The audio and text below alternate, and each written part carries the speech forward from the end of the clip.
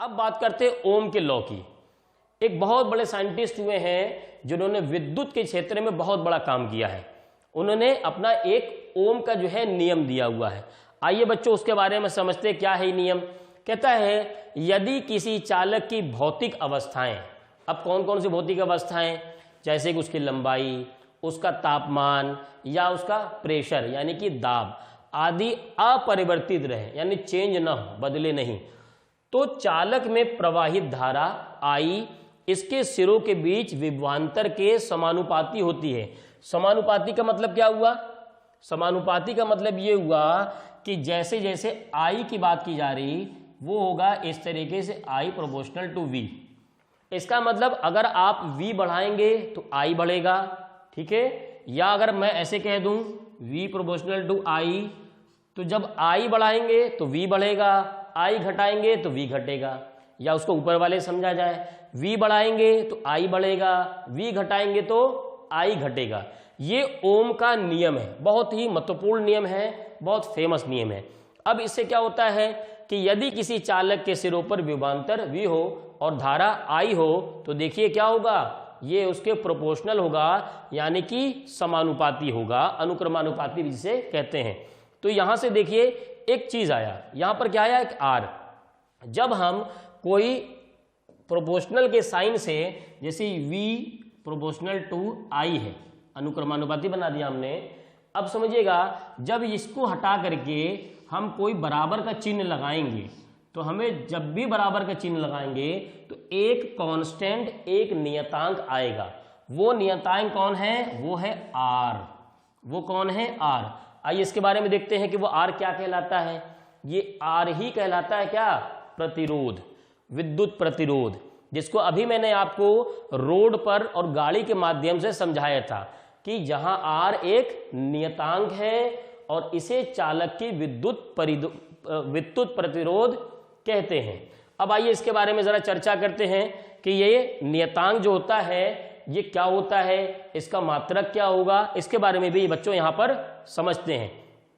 अब देखिए क्या है, विद्युत प्रतिरोध R का मान चालक के आकार, अब आकार क्या है, लंबाई, अनुप्रस्थ काट के क्षेत्रफल, समझिएगा ये मार्कर है, ये हो गया इसका लंबाई, और सामने से देखेंगे तो अनुप्रस्थ ये होता है, अनुप्रस्थ का क्षेत्रफल, इस पे भी डिपेंड करता है, उस पर निर्भर करता है, और साथ ही साथ पदार्थ की प्रकृति पर तथा ताप पर भी निर्भर करता है। यानी कि अगर मैं इसकी प्रतिरोध की बात करूं तो अगर मैं इसका टेम्परेचर यानी तापमान बदलूंगा तो हो सकता है उसका प्रतिरोध भी बदल जाए। अगर मैं इसकी लंबाई को बदलूंगा तो इसका प्रतिरोध भी बदल सकता है। अगर मैं इसको और मोटा कर दूं यानी कि क्रॉस सेक्शन इसको बदल दूं तो भी क्या होगा, प्रतिरोध बदल सकता है। ये इसके कहने का मतलब है। आइए अब समझते हैं कि यदि किसी चालक की भौतिक अवस्थाएं अपरिवर्तित रहें तो उसके सिरों पर विभवांतर तथा उसमें बहने वाली धारा का अनुपात नियत रहता है तथा यह अनुपात चालक के प्रतिरोध के बराबर होता है। जैसा कि बच्चों अभी मैंने समझाया था, जैसे कि जो V क्या हुआ था हमारे पास IR, यहां से जो R था वो क्या आया था, V/I। अब किसी मटेरियल को हमने ले लिया और उसकी भौतिक अवस्थाएं नहीं बदल रहे हैं, यानी कि उसकी लंबाई, उसका ये क्रॉस सेक्शन, उसका तापमान, हम ये नहीं बदल रहे हैं, तो क्या होगा, तो उसके अंदर जो विभवांतर है और जो उसमें धारा प्रवाहित हो रहा है, इनका अनुपात हमेशा क्या होगा, एक नियतांक होगा, एक कांस्टेंट होगा, और ये बदलेगा नहीं। ये इसके कहने का मतलब है। आइए बच्चों समझते हैं कि चालक का प्रतिरोध अधिक होने पर धारा का मान कम हो जाता है तथा प्रतिरोध कम होने पर धारा का मान बढ़ जाता है। अभी मैंने आपको समझाया था कि आप रोड से जा रहे हैं और ब्रेकर यानी कि प्रतिरोध लगा हुआ है, अगर प्रतिरोध आपने बढ़ाया तो स्पीड कम हो गई। ऐसे ही धारा है, धारा बह रही है, आपने प्रतिरोध बढ़ा दिया तो धारा कम हो जाएगी, और आपने प्रतिरोध कम कर दिया तो धारा बढ़ जाएगी।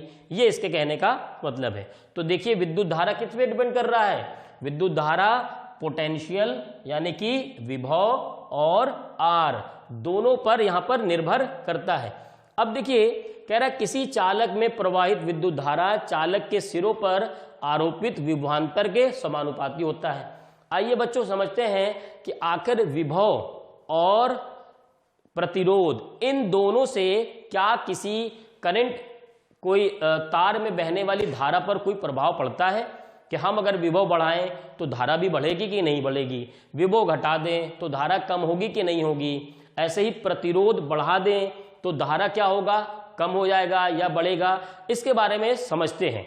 तो क्या कह रहा है कि किसी चालक में प्रवाहित विद्युत धारा चालक के सिरों पर आरोपित विभवांतर के समानुपाती होती है। जैसे कि अभी हम लोगों ने चर्चा भी किया था इसका कि I क्या होगा, ये V के समानुपाती होगा। आइए इसको समझते हैं कि कैसे किस तरीके से बदलता है।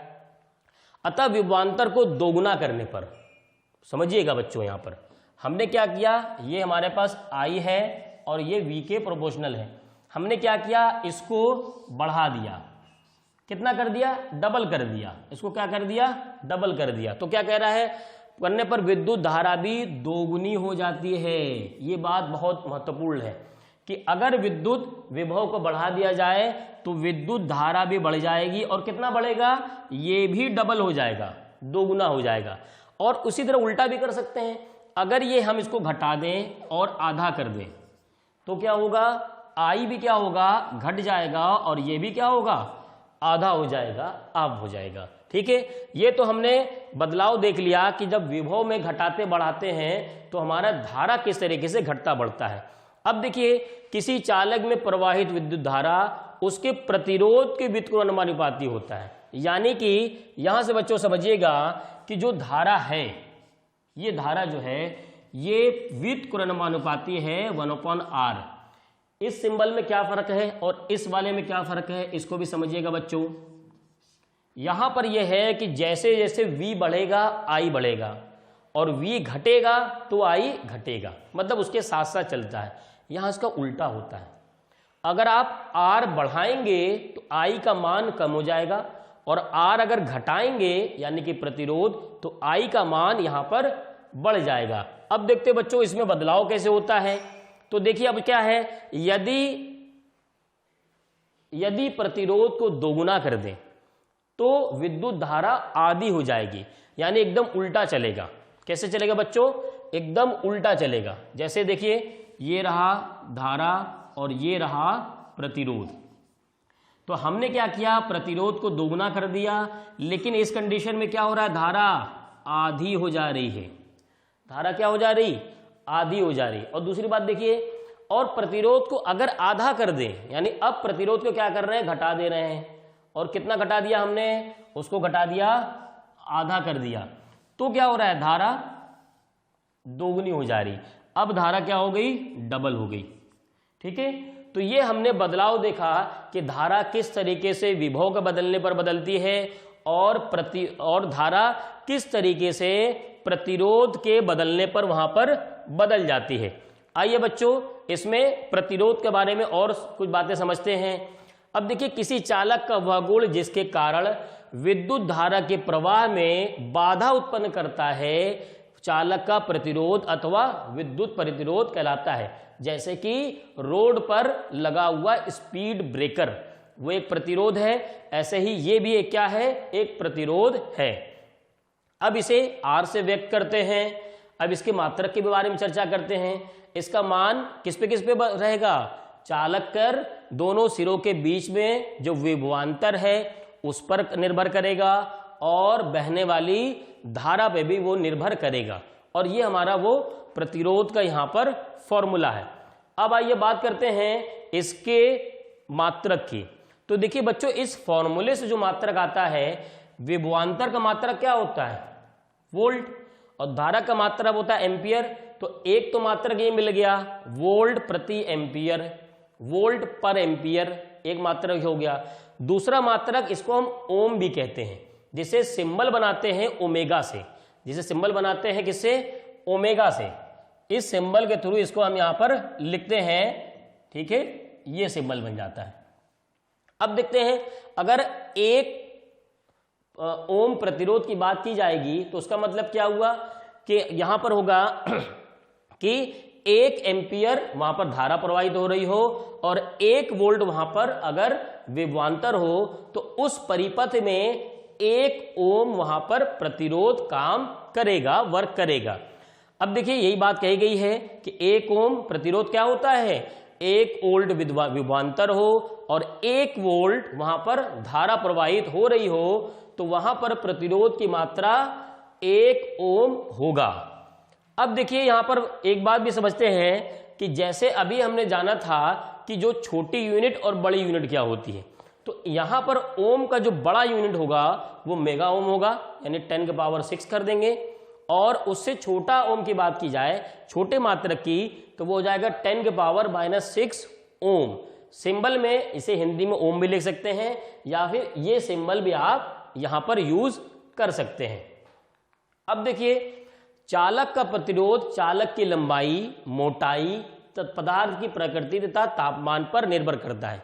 मतलब कि अगर ये कोई चालक है, मैं इसकी लंबाई बढ़ा दूं, घटा दूं, इसका क्रॉस सेक्शन, ये क्षेत्रफल सामने वाला वो बढ़ा दूं, घटा दूं, या इसका तापमान को मैं बढ़ा दूं, घटा दूं, तो इसका प्रतिरोध भी घटेगा और बढ़ेगा।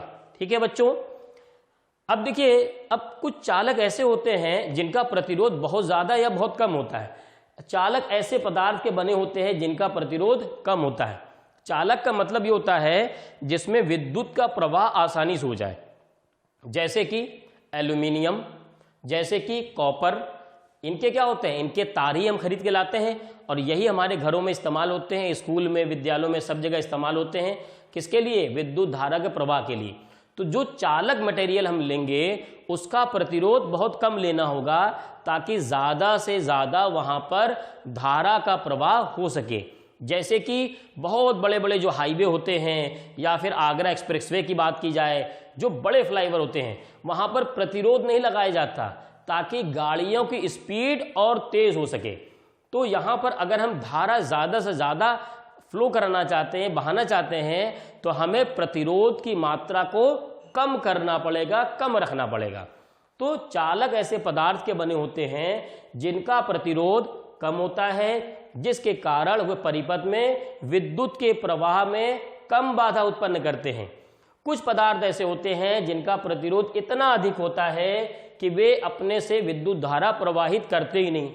अच्छा बच्चों बताओ कि अगर किसी को यहां पर करंट लग जाए, किसी को करंट लग जाए या कोई खुला हुआ तार हो, तो आप उसको कैसे टच करेंगे? आप कॉपर के रॉड से टच करेंगे या लकड़ी से? हम क्या करेंगे, लकड़ी से टच करेंगे, क्योंकि लकड़ी में धारा का प्रवाह नगण्य के बराबर होता है, होता ही नहीं। क्यों? उसकी वजह क्या है? उसकी वजह है प्रतिरोध। उनका प्रतिरोध क्या होता है, बहुत ज्यादा होता है, बहुत ज्यादा होता है कि वे अपने से विद्युत धारा प्रवाहित होने ही नहीं देते हैं। ऐसे पदार्थों को विद्युत रोधी अथवा अचालक कहते हैं। तो जो लकड़ी है, शीशा है और प्लास्टिक है, ये क्या है, ये सब विद्युत के अचालक हैं। क्यों? क्योंकि इनके अंदर प्रतिरोध की मात्रा बहुत ज्यादा होती है, जिसकी वजह से इनके अंदर कोई भी धारा प्रवाहित आसानी से नहीं हो पाती है। अब बात बच्चों करते हैं कुछ उदाहरण की और समझते हैं, कुछ हल करते हैं उसको। पहला उदाहरण आपके सामने है, 1.5 वोल्ट के एक सेल का आंतरिक प्रतिरोध 0.5 ओम है। यानी कि ये क्या दिया हुआ, विभवांतर, और ये विभवांतर कितना है भाई, ये है V की मात्रा है 1.5 वोल्ट, ये V में लिख रहा हूं वोल्ट से। और क्या है, आंतरिक प्रतिरोध यानी कि R की मात्रा, यह है 1.5 ओम। इस सेल द्वारा प्राप्त अधिकतम धारा का मान ज्ञात कीजिए। तो देखिए I का मान क्या होगा, ये होगा V/R। V का मान हमने रख दिया 1.5 और यहां पर देखिए हमने इसको गलत ले लिया था, ये है 0.5। ठीक है बच्चों, तो यहां पर 1.5 और R कितना है 0.5। देखिए इसको कट कर देंगे, पॉइंट हटा दिया हमने, तो ये आ गया 3 और धारा है तो ये हो जाएगा I का मान यहां पर 3 एम्पियर। ये हो गया कि 3 एम्पियर धारा उसमें प्रवाहित हो रही होगी। ये हो गया उत्तर। आइए बच्चों अगला उदाहरण देखते हैं और समझते हैं इसको। कह रहा है एक चालक में 0.5 एम्पियर की धारा प्रवाहित हो रही है तथा इसके सिरों पर विभवांतर 3 वोल्ट है, तो चालक का प्रतिरोध ज्ञात कीजिए। यानी कि ये पहले क्या दिया हुआ है, ये दिया हुआ है धारा 0.5 एम्पियर और आपको दिया हुआ है 3 वोल्ट, यानी कि ये हो गया विभवांतर 3 वोल्ट। आपको क्या पता करना है, रेजिस्टेंस यानी कि प्रतिरोध, और ये है ये पता करना है। तो हमारे पास क्या फॉर्मूला है, V = I/R। R पता करना है तो ये हो जाएगा V/I। V का मान है 3 और I का मान है 0.5। यहाँ से दशमलव हटाएंगे तो यहाँ 0 लग जाएगा, 5 से इसमें भाग कर देंगे आ जाएगा 6, तो प्रतिरोध आ गया 6 ओम। ये हो गया उत्तर यहाँ पर। तीसरा उदाहरण देखते हैं बच्चों। एक बल्ब 220 वोल्ट पर 2.2 एम्पियर धारा लेता है, 110 वोल्ट पर यह बल्ब कितनी धारा लेगा। तो देखिए बच्चों समझिए, इस क्वेश्चन को ध्यान समझिए। कह रहा है पहले वोल्ट उसने दिया 220 वोल्ट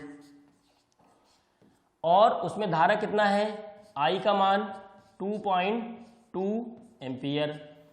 अब कह रहा है कि ये लेता है, कह रहा है 110 वोल्ट पर ये बल्ब कितनी धारा लेगा, यानी कि जो दूसरा पोर्शन होगा उसमें क्या किया दिया है, वो दिया हुआ है 110 वोल्ट और आपको पता करना है धारा, लेकिन परिपथ तो वही है। तो जब परिपथ वही है तो उसमें प्रतिरोध भी वही होगा, तो जो प्रतिरोध यहां पर होगा वही प्रतिरोध वहां पर लगेगा दूसरी कंडीशन में। यानी हम क्या पता करें, यहां से प्रतिरोध पता कर लें, तो V = IR। IR पता करेंगे हम V/I से। देखिए V कितना है 220 और ये है 2.2 एम्पियर। ठीक है बच्चों, तो यहां से दशमलव हटा देंगे, यहां आ गया 0। तो देखिए इससे जब इसमें भाग कर देंगे तो यह आ जाएगा 100, यानी R का मान आ गया 100 ओम। अब जो परिपथ लगा था उसमें मुझे पता चल गया कि 100 ओम प्रतिरोध है, तो यहां पर क्या हो गया, अब R का मान हमारे पास आ गया है 100 ओम। हमें क्या पता करना है, I, तो ये हो जाएगा V/R। V का मान है 110 वोल्ट और R है 100, यहां पर आ गया 1.1 एम्पियर। ये धारा इतनी यहां पर प्रवाहित होगी।